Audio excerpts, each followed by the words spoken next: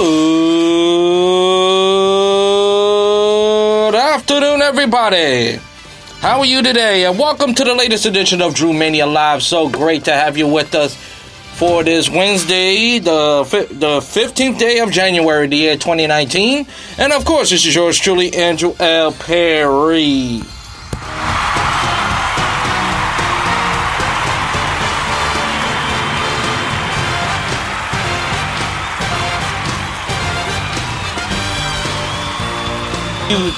Thank you very much for that warm applause. As always, come to you live and at you from the busy streets of Brooklyn, New York, as we chat to you what is happening in the world of sports. We have a lot to do today, and by the way, a very happy new year to everyone. And today I'm speaking to you from the podcast studio in Breaking Media House, which is located in downtown Brooklyn, as I chat to you what is happening in the world of sports. Well, like I said before, we have a lot to do.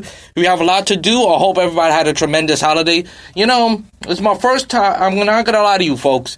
This is my first time doing the studio in a long time. I haven't been in the podcast studio in Break Media House since July, actually, and it's been a long time, and I've been waiting to get to it. But you know, things happen and so forth. So I'm glad, but you know, I'm glad it's good to be here. I'm glad to talk to you and stuff like that. So let's get right to it. We have so much football to talk about. I'm telling you, as the NFC Championship game is this for both AFC and NFC this weekend, and what a crazy weekend of the NFL.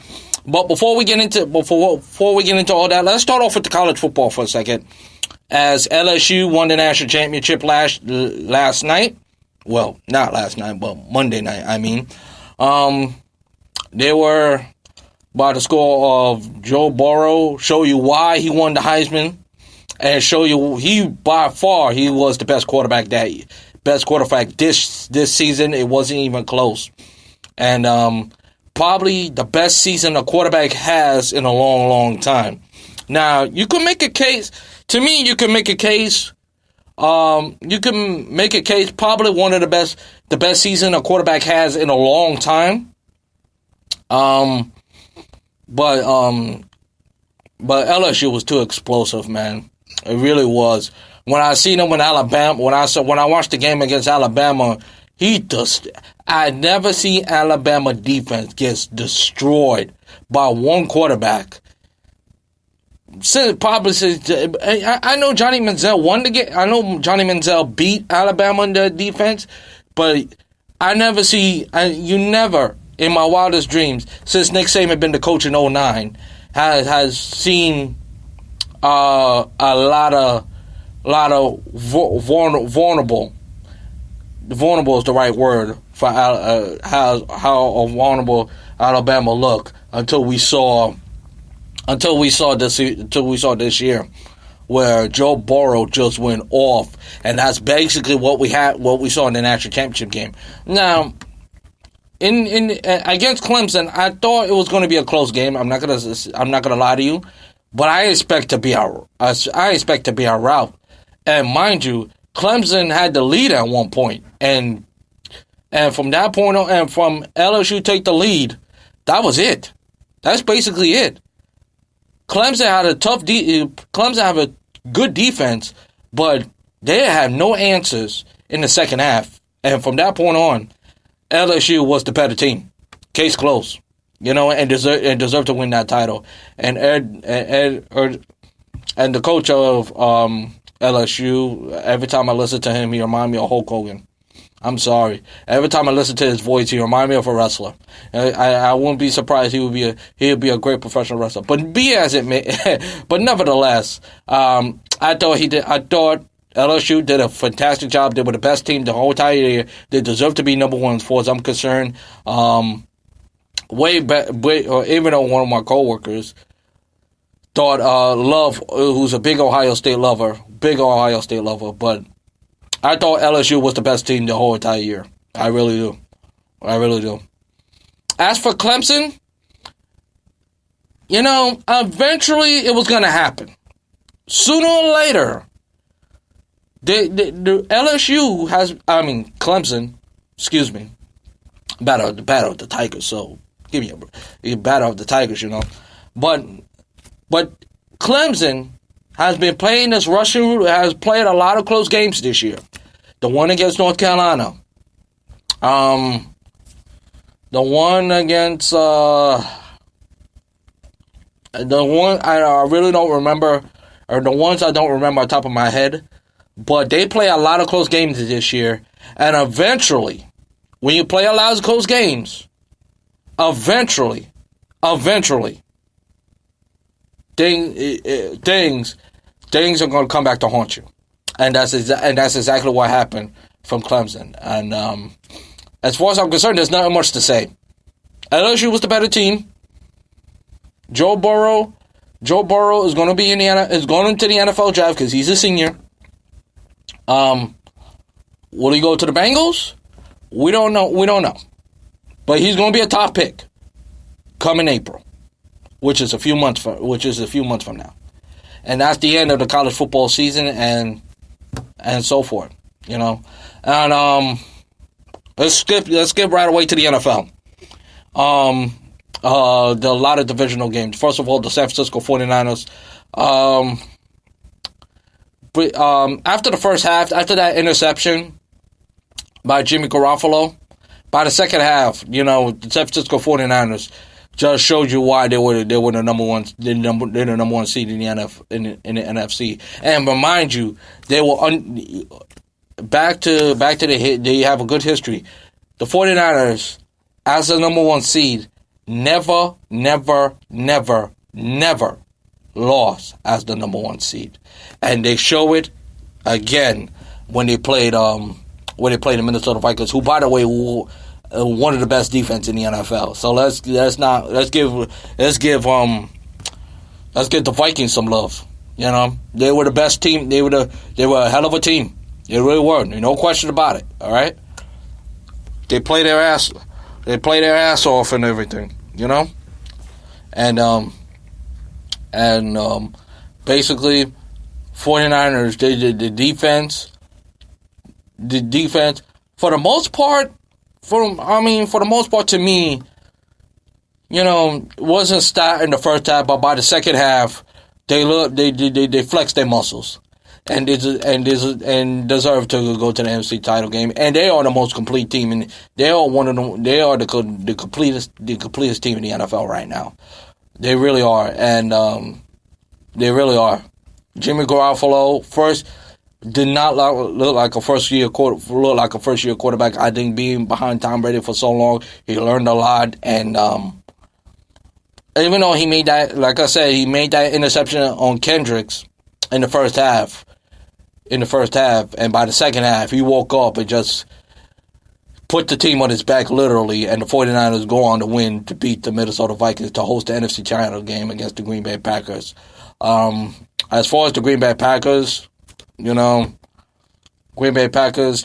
drop on Seattle was very, very huge, very, very huge, because if it wasn't for that drop pass in the second half against on Seattle's part, Seattle will probably win that game. But we expect it to be a close game. Green Bay with Aaron Rodgers, as usual, show why they're a hell of a team. They showed you why. And you know what? You gotta give tremendous credit. You gotta give tremendous credit to the first year head coach, and of course Aaron Rodgers. He's Aaron freaking Rodgers. Come on, man. I mean, the Green Bay Packers will go as far as Aaron Rodgers take them, and that it has been happening for the last 10 years, over 10 years now. Aaron Rodgers is the man, and I'll say this again: everybody who watches football knows Aaron Rodgers is a far better quarterback than Brett Favre, far, and probably be more respected because he had the highest completion in the NFL for the past several years. For now. So, as for the Packers to get to the NFC Championship game against San Francisco, it's going to be a fascinating game. I kind of wish it was in Lambeau because I love the cold. I don't know about you folks because I love the cold weather. I love how I love the cold weather. I love when it gets to the playoffs when you see the smoke, and the breeze and all that stuff. It makes the playoffs a lot of fun. It really does. But unfortunately, it's going to be in San Francisco, and San Francisco is a beautiful place. I've never been there personally, but San Francisco is a beautiful place. And by watching it on TV, the weather was it makes me want to go to San Francisco. Every time I watch a West Coast game, basically, whatever it's the Rose Bowl, USC, UCLA, the Rams, whatever it may be, you just be like, man, the weather's so beautiful, the sun's shiny.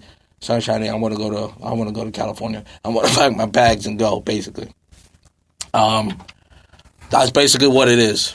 Now, on the NFC side, as far as the Baltimore Ravens, until Lamar Jackson win a playoff game, let's calm down. What happened Saturday was not Lamar Jackson's fault. However, the Tennessee Titans played better. They were a better team. They showed they're a better team. And give Mike Vrabel all the credit in the world. All the credit in the world. And the defense basically got in Lamar Jackson's head. Now Lamar Jackson has a great game. I was one of them, and I was guilty of making Lamar Jackson a wide receiver, which, in a way, you give Harbaugh to having faith in him as a quarterback, and basically, he played the same way when he was in Louisville in college. He's very erratic at times. He's very erratic. And what Lamar Jackson has to learn, check the room. Check the temperature in the room. What I mean by that, find out where your momentum where your team is. Don't allow a defense or a defensive. Don't let defense get into your head. Because once you allow a defense to get to your head, they got you. And that's exactly what happened Saturday night. The Tennessee Titans got into Lamar Jackson's head, and from that point forward, it was too little too late. Lamar Jackson has to check the room. He's going to be a great quarterback, no question about it. The talent is there. But you as a quarterback, you got to know what to do and when not to do, and when not play conservative. No, don't play conservative. That's not what I'm saying. But what I'm saying is, you gotta he always put his team on his back. And what I like about Lamar Jackson, he's very humble. He's very humble. That's what I love about Lamar Jackson. I love his game. But he got to take the temperature in the room. He got to learn to take it easy sometimes. I'll be like, you know what? I'm not going to win this game by myself. And I got to see what I got to do to make my team better. Oh, how are we going to win this game? Or when you're not having your best day, you got to figure out how I'm going to win this game. How in the world I'm going to win this game? Because in this great line in the NFL on NFL Films, when it was the Super Bowl, when the Cincinnati Bengals against the San Francisco 49ers, and I always carry this